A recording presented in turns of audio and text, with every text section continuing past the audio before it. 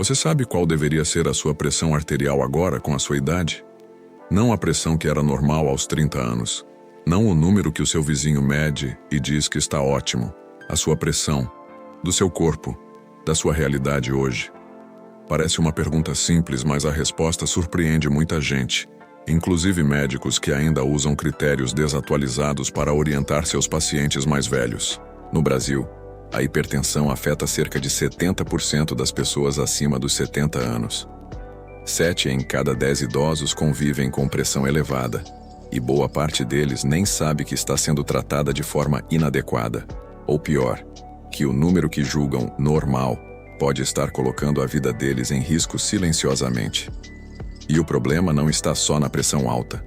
Está também em pressão baixa demais, em medicamentos mal ajustados, em dietas baseadas em informações antigas e em sinais que o corpo manda todos os dias e que são completamente ignorados. Neste vídeo, você vai descobrir o que a ciência mais recente realmente diz sobre pressão arterial para idosos. Por que esse número muda com a idade? Quais os sinais de alerta que a maioria não reconhece? E o que você pode fazer, de forma prática, ainda hoje, para proteger sua saúde e a de quem você ama? Se você tem mais de 55 anos, cuida de um pai, uma mãe ou um familiar idoso, este conteúdo foi feito especialmente para você.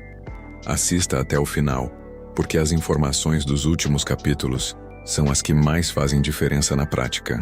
E se você já conhece alguém que toma remédio para a pressão ou que convive com esse problema, compartilha esse vídeo agora. Pode ser a informação que vai mudar uma vida. O que a ciência realmente diz sobre a pressão ideal para idosos e por que ela é diferente da dos jovens. Durante décadas, o mundo da medicina trabalhou com uma regra simples e direta. Pressão arterial ideal é 120/80. Esse número foi ensinado em faculdades, repetido em consultórios e gravado na memória de gerações inteiras.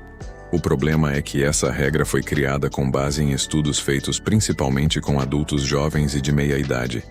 E o corpo de um idoso funciona de forma completamente diferente. Com o envelhecimento, as artérias perdem elasticidade. Elas ficam mais rígidas, menos capazes de se expandir e contrair com facilidade. Isso faz com que o coração precise exercer mais pressão para que o sangue chegue ao cérebro, aos rins, aos membros inferiores. É um processo natural, progressivo, e que altera completamente o que se considera uma pressão saudável depois dos 60 anos. Por isso, as diretrizes mais atuais das principais sociedades de cardiologia do mundo, incluindo a Sociedade Brasileira de Cardiologia, já reconhecem que para pessoas acima dos 65 anos, valores de pressão sistólica, o número de cima, entre 130 e 140 mg, podem ser perfeitamente aceitáveis e até desejáveis em determinados casos. Forçar a pressão de um idoso para 120 mg pode ser tão perigoso quanto deixá-la subir para 160. E por quê? Porque pressão baixa demais num idoso compromete a chegada de sangue ao cérebro. Isso causa tontura, confusão mental, risco de queda e até AVC por hipoperfusão, ou seja, o derrame causado não pelo excesso, mas pela falta de fluxo sanguíneo no cérebro. Existe também uma diferença importante entre pressão sistólica isolada elevada, que é quando só o número de cima está alto, e hipertensão combinada, quando os dois números estão acima do ideal. Nos idosos, a pressão sistólica isolada elevada é extremamente comum justamente por causa da rigidez das artérias, e o tratamento para ela precisa ser muito mais cuidadoso e personalizado. Outro ponto que poucos conhecem é a chamada hipertensão do avental branco, um fenômeno em que a pressão sobe apenas no momento da consulta médica, por ansiedade, e se normaliza em casa. Estudos mostram que isso ocorre em até 30% dos idosos hipertensos. Tratar esse paciente com medicamentos fortes baseado apenas na medição do consultório pode ser um erro grave. Por isso, medir a pressão corretamente, em diferentes momentos do dia, em casa, com o equipamento calibrado e na posição certa, é tão importante quanto o número em si. A pressão de um idoso precisa ser avaliada com contexto, com histórico, com sintomas e com a realidade de cada organismo. O seu corpo mudou, e a forma de cuidar dele também precisa mudar. Por que médicos mudaram de opinião sobre pressão alta em idosos nos últimos anos? Por muito tempo, a medicina tratou a pressão alta em idosos como um problema que precisava ser corrigido a qualquer custo. Quanto mais baixo o número, melhor. Essa era a lógica. E durante anos, médicos do mundo inteiro seguiram esse raciocínio sem questionar, porque ele parecia fazer sentido. Pressão alta causa infarto, AVC, insuficiência renal. Logo, baixar a pressão ao máximo seria sempre o caminho mais seguro. Só que a ciência não funciona assim. Ela questiona, revisa e corrige. E foi exatamente isso que aconteceu. Em 2015, um estudo de grande repercussão mundial chamado SPRINT, sigla em inglês para Systolic Blood Pressure Intervention Trial, sacudiu as bases do tratamento da hipertensão. A pesquisa acompanhou mais de 9.000 pacientes adultos com risco cardiovascular elevado e concluiu que manter a pressão sistólica abaixo de 120 mmHg reduzia eventos cardíacos graves. À primeira vista, parecia uma vitória para o tratamento intensivo. Mas quando os pesquisadores olharam especificamente para os idosos dentro desse grupo, o cenário ficou bem mais complexo. Pacientes mais velhos submetidos a um controle muito rígido da pressão apresentaram taxas mais altas de queda, de insuficiência renal aguda, de episódios de hipotensão ortostática, que é aquela tontura que bate quando a pessoa se levanta rápido, e de hospitalizações. Em outras palavras, a tentativa de proteger o coração estava colocando o resto do corpo em risco. A partir daí, as grandes sociedades médicas começaram a revisar suas diretrizes. A American Heart Association e a Sociedade Brasileira de Cardiologia passaram a recomendar metas de pressão diferenciadas para idosos, levando em conta não apenas os números, mas a fragilidade do paciente, a presença de outras doenças, o uso de múltiplos medicamentos e a qualidade de vida. Esse conceito ficou conhecido como abordagem individualizada e representa uma mudança profunda na forma de pensar o tratamento. Não existe mais uma meta única para todos. Um idoso de 70 anos ativo, sem outras doenças, pode ter uma meta diferente de um idoso de 80 anos com diabetes, problemas nos rins e dificuldade de locomoção. Outro fator que levou médicos a reverem suas posições foi a crescente compreensão sobre a síndrome da fragilidade em idosos. Pessoas acima dos 75 anos frequentemente apresentam menor massa muscular, ossos mais frágeis, sistema nervoso autônomo menos eficiente e maior sensibilidade a variações de pressão. Para esse grupo, uma queda de pressão provocada por medicamento pode resultar em uma queda física, com fratura de quadril, hospitalização prolongada e uma espiral de complicações que reduz drasticamente a expectativa de vida. Há também o problema da polifarmácia, que é o uso simultâneo de 5 ou mais medicamentos, algo extremamente comum entre idosos brasileiros. Quando vários remédios interagem no organismo ao mesmo tempo, o controle da pressão se torna imprevisível. Um medicamento para o coração pode potencializar o efeito de um antihipertensivo. Um diurético pode baixar a pressão além do desejado. E o médico que não avalia esse conjunto completo pode estar tratando um número na tela sem enxergar o paciente à sua frente. Tudo isso resultou em uma virada de mentalidade dentro da medicina. Hoje, os especialistas mais atualizados não perguntam apenas qual é a pressão do paciente. Eles perguntam como ele se sente, se tem tontura ao levantar, se dormiu bem, se está tomando todos os remédios corretamente, se a medição foi feita em repouso. O tratamento da hipertensão no idoso deixou de ser uma equação matemática e passou a ser uma conversa clínica muito mais cuidadosa. E se o seu médico ainda não está tendo essa conversa com você, talvez seja a hora de iniciá-la. Os sinais silenciosos de que a pressão está fora do controle, e a maioria ignora a hipertensão, é chamada de assassina silenciosa por uma razão muito concreta. Ela mata sem avisar. Na maioria dos casos, a pressão arterial elevada não provoca dor, não gera febre, não aparece no espelho. Ela age por dentro, nos vasos sanguíneos, no coração, nos rins e no cérebro, durante anos, enquanto a pessoa segue sua vida achando que está bem. Mas o corpo não é completamente mudo. Ele manda sinais. O problema é que esses sinais são tão sutis, tão fáceis de atribuir ao cansaço, à idade ou ao estresse, que a maioria das pessoas simplesmente ignora. E nos idosos, essa confusão é ainda maior, porque muitos desses sintomas são vistos como parte natural do envelhecimento, quando na verdade são alertas que merecem atenção imediata. O primeiro sinal é a dor de cabeça que aparece logo cedo, especialmente na região da nuca. Muita gente acorda com essa dor, toma um analgésico e segue em frente.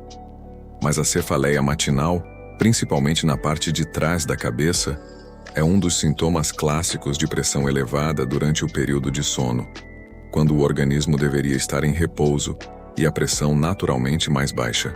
O segundo sinal é a tontura ao se levantar. Parece simples, parece coisa de quem levantou rápido demais.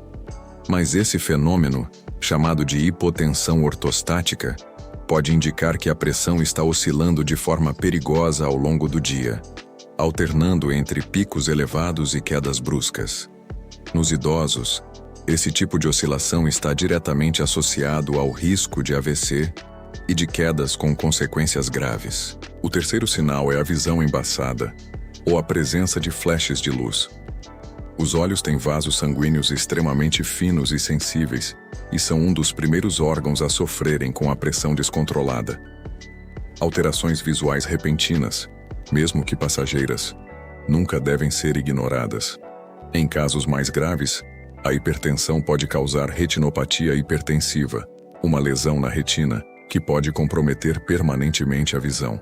O quarto sinal é o zumbido no ouvido, aquele barulho constante que parece vir de dentro da cabeça. Não é coincidência que muitas pessoas com pressão alta relatam esse sintoma. O zumbido persistente, especialmente quando acompanhado de sensação de pressão na cabeça, pode indicar que os vasos que irrigam o sistema auditivo estão sob tensão elevada.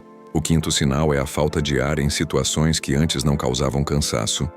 Subir uma escada, caminhar até o quintal, carregar uma sacola leve.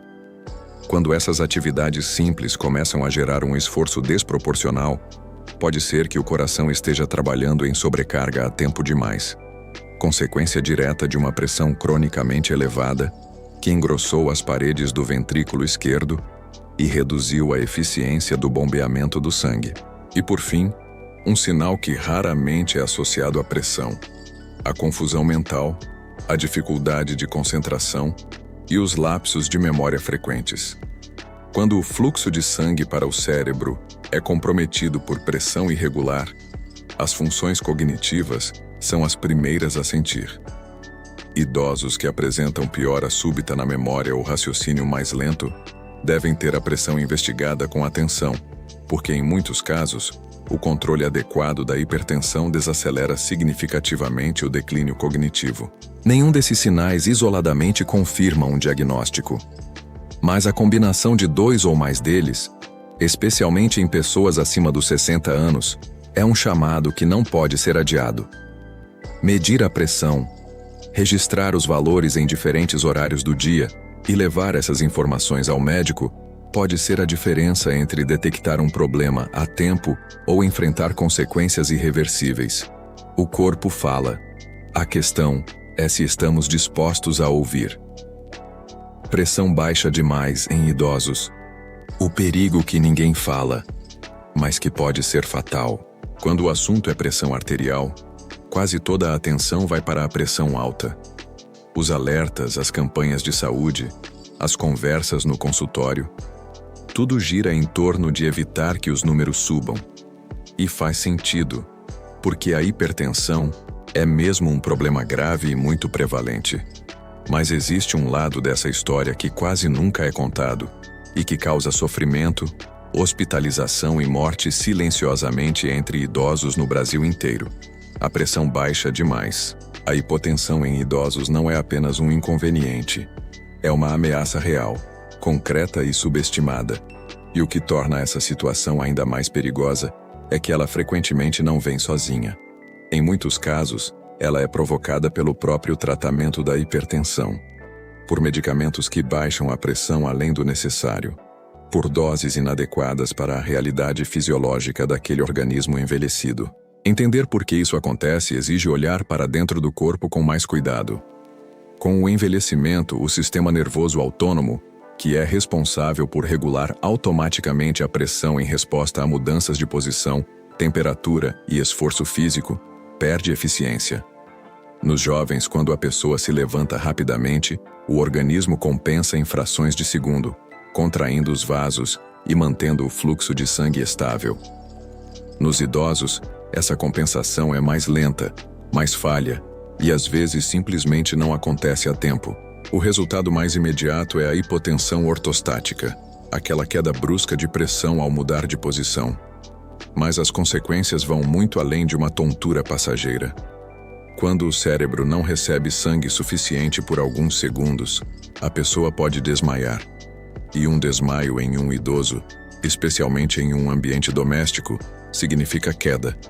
E queda significa risco de fratura de quadril, de crânio, de punho. Estatisticamente, idosos que fraturam o quadril têm uma mortalidade de até 30% no primeiro ano após o acidente. Não por causa da fratura em si, mas pelas complicações que ela desencadeia: infecções hospitalares, trombose, imobilidade prolongada, perda de autonomia. Mas a hipotensão não se manifesta apenas em quedas. Ela pode se apresentar de formas muito mais sutis e igualmente devastadoras. Um idoso com pressão cronicamente baixa pode apresentar fadiga constante, sem motivo aparente. Pode ter dificuldade para se concentrar. Episódios de confusão mental que a família atribui ao avanço da idade. Pode sentir frio excessivo, mesmo em dias quentes, porque a circulação periférica está comprometida. Pode desenvolver lesões nos rins, porque órgãos que dependem de um fluxo sanguíneo constante e adequado sofrem quando esse fluxo diminui de forma crônica. Existe ainda um fenômeno chamado hipotensão pós-prandial, que é a queda de pressão que ocorre após as refeições, especialmente as mais volumosas. Depois de comer, o organismo direciona grande volume de sangue para o sistema digestivo. Nos jovens, o coração e os vasos compensam isso facilmente. Nos idosos, essa redistribuição pode provocar uma queda significativa na pressão geral, gerando sonolência intensa, tontura e até síncope logo após o almoço ou o jantar. É um fenômeno comum, pouco diagnosticado, e que muitas famílias interpretam como fraqueza ou simples cansaço. O que fazer diante disso? O primeiro passo é monitorar. Medir a pressão em diferentes momentos do dia, antes e depois das refeições, ao acordar, ao deitar, após se levantar da cama. Registrar esses valores e levá-los ao médico cria um retrato muito mais fiel da realidade cardiovascular do idoso do que uma única medição no consultório. O segundo passo é revisar os medicamentos. Se o idoso está tomando antihipertensivos e apresentando qualquer um dos sintomas descritos aqui, é fundamental conversar com o médico sobre a possibilidade de ajuste de dose. Reduzir a pressão é importante, mas reduzi-la além do ponto seguro para aquele organismo específico é um erro que pode custar caro. Cuidar da pressão não é só evitar que ela suba, é também garantir que ela não caia longe demais. O que comer e o que evitar para manter a pressão nos níveis certos. Depois dos 60, a alimentação é uma das ferramentas mais poderosas que existem para controlar a pressão arterial, não como substituto do tratamento médico, mas como parte fundamental dele.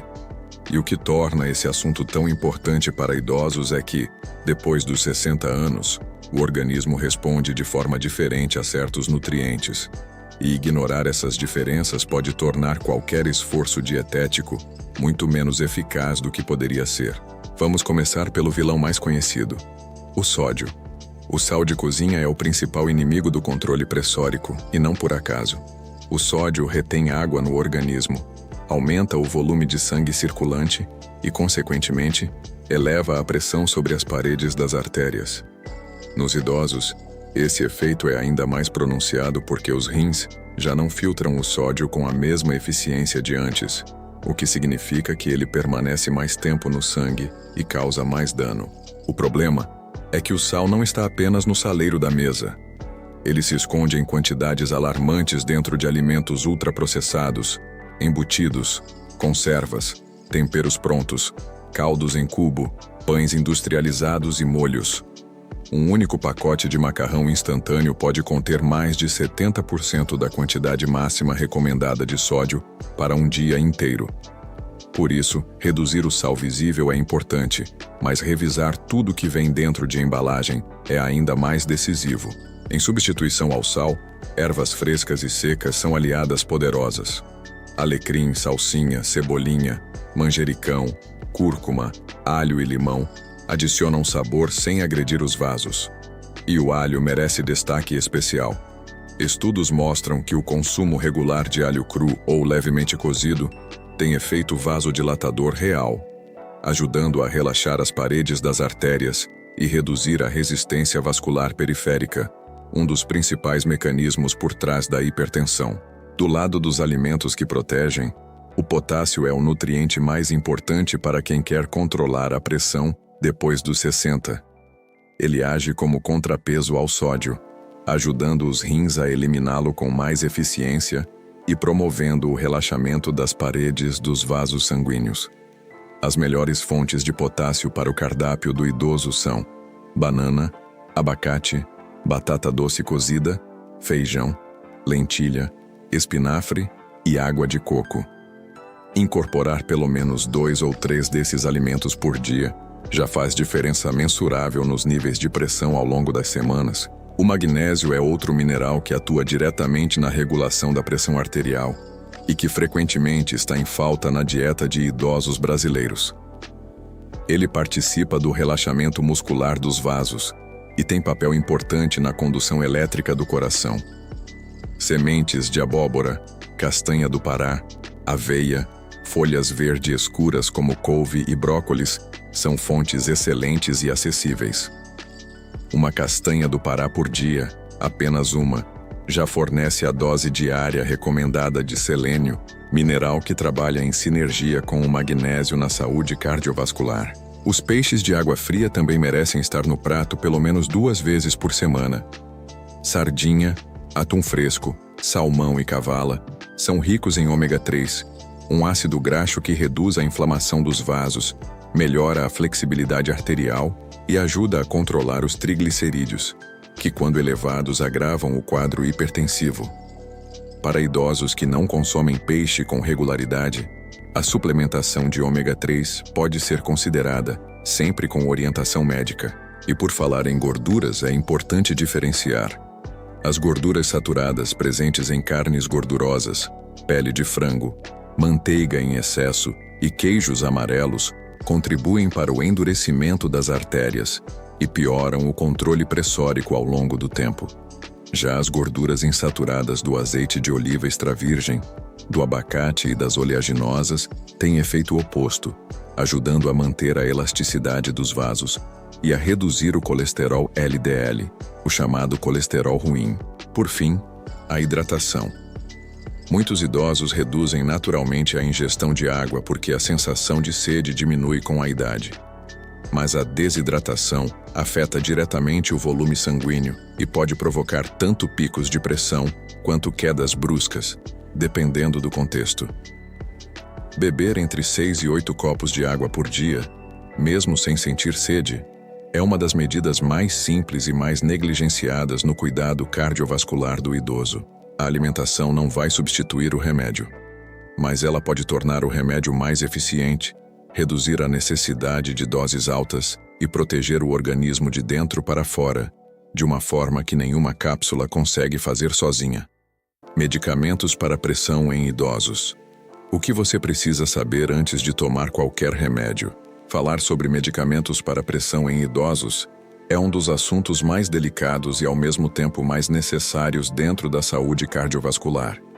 Não porque os remédios sejam vilões, muito pelo contrário, eles salvam vidas todos os dias.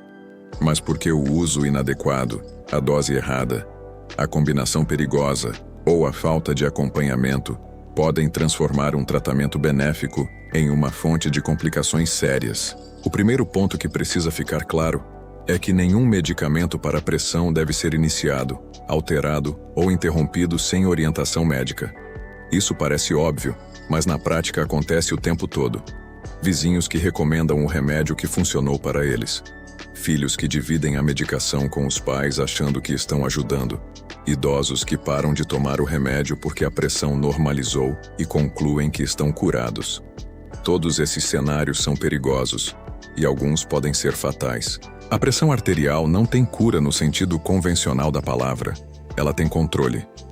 E esse controle, na maioria dos casos, depende de medicação contínua, ajustada periodicamente conforme o organismo envelhece e muda. Interromper o tratamento pode provocar um efeito rebote, com a pressão subindo rapidamente para níveis ainda mais altos do que os anteriores ao início do remédio. Existem várias classes de medicamentos usados no tratamento da hipertensão, e cada uma age de forma diferente no organismo. Os inibidores da ECA, como o enalapril e o captopril, relaxam os vasos sanguíneos bloqueando uma enzima que os contrai. Os bloqueadores do receptor de angiotensina, conhecidos como sartanas, têm mecanismo semelhante e são frequentemente melhor tolerados por idosos. Os diuréticos ajudam os rins a eliminar sódio e água, reduzindo o volume sanguíneo. Os bloqueadores dos canais de cálcio, como a amlodipino, relaxam diretamente as paredes das artérias. E os beta-bloqueadores reduzem a frequência e a força dos batimentos cardíacos. Para idosos, a escolha entre essas classes não é aleatória. Ela depende de uma série de fatores que apenas uma avaliação médica cuidadosa pode determinar. A presença de diabetes, de doença renal, de insuficiência cardíaca, de arritmias, de histórico de AVC. Um idoso com diabetes e pressão alta, por exemplo, se beneficia mais de um inibidor da ECA ou sartana, porque essas classes também protegem os rins, que são particularmente vulneráveis à combinação de hipertensão e diabetes. Um erro muito comum é o início do tratamento com doses equivalentes às usadas em adultos jovens.